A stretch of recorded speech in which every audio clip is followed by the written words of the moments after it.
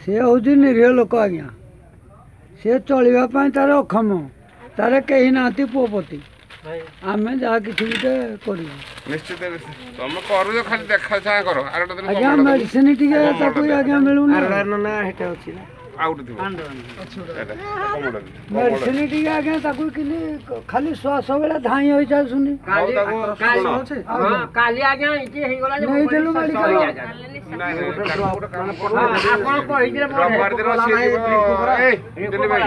रविवार दिन सी जीव अनुगुल या भी धर है आज्ञा धाई जाऊँ या भी धर रविवार दिन जो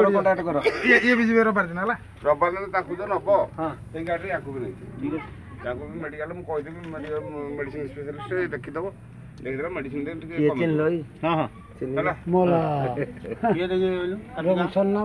रमेश बाबू को पुओ चिन्हनी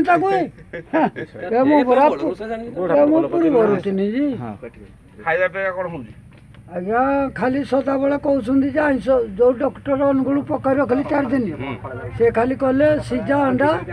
आउ चीना बादाम कंचार देवे देवे देला से किसी गोटे आरोग्य हो आम पुओ तो अच्छी सीझा अंडा सदाबले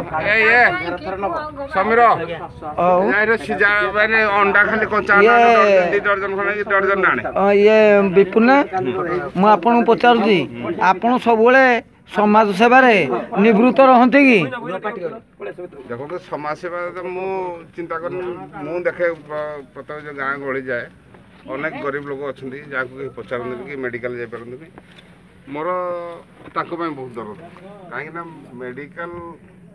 आम देखु आम सुस्थ अवस्था बुलूँ बाहर गणे ठीक खाऊ गणे पीऊँ 2 पैसा कमुचु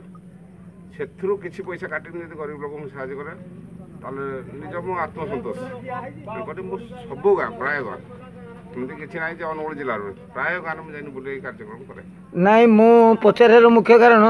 आपण राजनैतिक सेवा करछंदी ना ना प्रकृत रे लोकंक सेवा करबा आपण जीवन को उत्सर्ग करछंदी केबे अभिज्ञता मु जाननु किछि ना राजनैतिक अवस्था कोन आज्ञा कंफ श्वास डाटिक रहा तू किछि कोन से कथा हो जे ना तुम कथा हो राजनैतिक उद्देश्य नहीं किछि नहीं केतल इलेक्शन थाउ कि न थाउ कि पोस्ट केबे पोस्ट मु छिड़ाइनी राजनीति आसला कोड नहीं मु एथरु अनुमान कली जे आपण कोनोसी राजनैतिक दूरदृष्टि रखिकी समाज सेवा करूना जे लोकों दारिद्र्यता अनुभव करी लोकों पाखु छुओ आपण निवृत्त होइछन जे सेवा करिया पई ए सत्य की मु तो ए कार्य प्राय 15 वर्ष लागले ताले केबे मु राजनीति जान 5 वर्ष थरे इलेक्शन होजी ना आज्ञा केबे मु कोन छिडाइली जे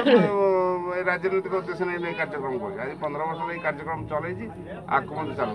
कोन से उद्देश्य मोर नाही ताले दुखी रोगी देखु जो मते जहा भल लागु से हम ताले आप निजस्व पैसा रे कोन से पैसा का आटो चंदा ना कितने मो निजस्व पैसा जहा इनकम होजी प्राय 70 भाग पैसा मैं मन द्वारा खर्च कर ताले बुढ़ापंग युव कांग्रेस कमिटी तरफ